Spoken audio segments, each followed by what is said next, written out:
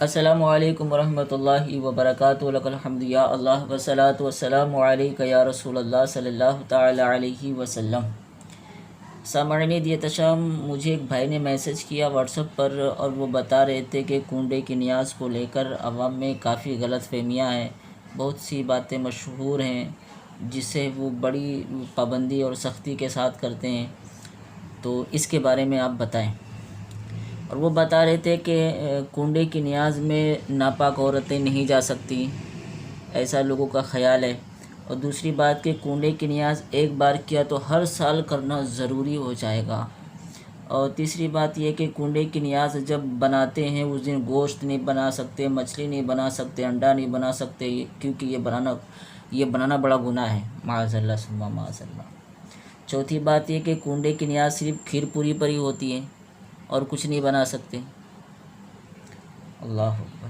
پانچویں بات یہ کہ جہاں نیاز ہوتا ہے بعض لوگ سر جھکاتے ہیں، استغفر اللہ ربی من کل ذنب واتوب۔ بتائیے کہ یہ جو سب چیزیں انہوں نے جو ہے مجھے میسج کے ذریعے سے بتایا، حالانکہ یہ چیزیں ہم نے بھی دیکھا اور شاید آپ نے بھی دیکھا ہو، تو یہ جو سب لوگ کر رہے ہیں، میں ان سے یہی کہنا چاہتا ہوں، یہ کس کتاب میں آپ نے پڑھ لیا ہے؟ کس عالم دین نے آپ کو بتایا ہے؟ کہاں سے آپ نے پڑھا ہے؟ نمازوں کو لے کر تو ہمارا اہتمام نہیں ہوتا ہے، اتنی پابندی نہیں ہوتی ہے، اتنی سختی نہیں ہوتی ہے۔ یہ کس کتاب میں پڑھ لیا آپ لوگوں نے کہ کنڈے کی نیاز میں ناپاک عورتیں نہیں جا سکتی؟ کس نے بتایا؟ یہ کس کا قول ہے؟ اور کنڈے کی نیاز ایک بار کیا تو ہر سال کرنا کس نے کہہ دیا آپ کو کہ ہر سال کرنا ضروری ہو جائے گا؟ کہاں سے دیکھا ہے آپ نے؟ کنڈے کی نیاز جب وہ بناتے ہیں تو اس دن گوشت، مچھلی، انڈا وغیرہ نہیں بنانا چاہیے، گناہ ہے۔ یہ آپ فیصلہ کریں گے کیا چیز صحیح ہے، کیا غلط ہے، کیا گناہ ہے، کیا نہیں ہے۔ کھیر پوری پر ہی جو ہے نیاز ہو سکتی کنڈے، اور کسی چیز پر نہیں ہو سکتی، یہ فیصلہ آپ نے کہاں سے کر لیا؟ اور سر جھکانا، معاذ اللہ ثم معاذ اللہ۔ ہوش کے ناخن لے لیں، کتابیں اٹھائیں، علماء کے پاس جائیں، اور دنیا اور آخرت برباد نہ کریں خرافات میں لگ کر۔ میں تو یہی کہنا چاہتا ہوں جنہوں نے مجھے میسج کیا ہے کہ بھائی ان کو سمجھائیں، کسی عالم دین سے ان کی ملاقات کرائیں اور ان سب چیزوں کو بند کرائیں۔ بد مذہبوں نے اس کا بڑا فائدہ اٹھایا ہے اور لوگوں کے ایمان عقیدے پر جو ہے ڈاکہ ڈالا ہے، تو اگر اسی طرح سے اگر قوم کرتی رہے گی تو اس کا پھر نتیجہ بہت برا آئے گا۔ اللہ کریم ہمارے ایمان عقیدے کی حفاظت فرمائے۔ اور دوسری بات یہ ہے کہ آج کل عوام میں غیر ضروری سوالات معلوم کرنے کا رواج جو ہے ہو گیا ہے، وہ بھی عمل و اصلاح کی غرض سے نہیں بلکہ علماء کو عاجز کرنے یا کسی فاسد مقصد سے۔ ایک صاحب مالدار ہو کر کبھی قربانی نہیں کرتے تھے، اور مولوی صاحب معلوم کر رہے تھے کہ حضرت اسماعیل علیہ السلام کی جگہ ذبح کرنے کے لیے جو دمبا لایا گیا تھا وہ نر تھا یا مادہ، اس کا گوشت کس نے کھایا تھا؟ اب بتائیے، ایسے ایسے جو ہے نا سوالات کرتے ہیں۔ ایک صاحب کو نماز یاد نہیں تھی اور وضو بھی ٹھیک سے کرنا نہیں جانتے تھے، اور انہیں جو مولانا صاحب ملتے ان سے یہ سوال ضرور کرتے تھے، ضرور پوچھتے تھے کہ موسیٰ علیہ السلام کی ماں کا نام کیا تھا، اور حضرت خدیجہ رضی اللہ عنہا کا نکاح کس نے پڑھایا؟ غرض کہ اس قسم کے غیر ضروری سوالات کرنے کا ماحول بن گیا ہے۔ عوام کو چاہیے کہ تاریخی باتوں میں نہ پڑھ کر نماز، روزہ وغیرہ شرع کے مسائل سیکھیں، اسلامی عقیدے معلوم کریں، یہی چیزیں اصل علم ہے۔ تو یہ سب چیزیں سیکھتے ہی نہیں ہیں، تو یہ اس کا نتیجہ کیا ہوتا ہے؟ یہ جو میں نے آپ کو کنڈے کے تعلق سے بتایا، اس پر میری آڈیو کچھ سال پہلے ریکارڈ ہو چکی ہے، میں نے بتایا اس کے بارے میں۔ یہ تو بھائی نے میسج کیا اس لیے میں نے آپ کو بتا دیا، اس پر جو ہے میں نے بات کی ہے۔ تو یہ جو ہے جب علم حاصل نہیں کیا جاتا تو اس کا نتیجہ یہی نکلتا ہے۔ کنڈے کی نیاز جو آپ کو بتایا کہ ناپاک عورت نہیں جا سکتی، ایک بار کیا تو بار بار بنانا، اللہ کریم ہدایت دے۔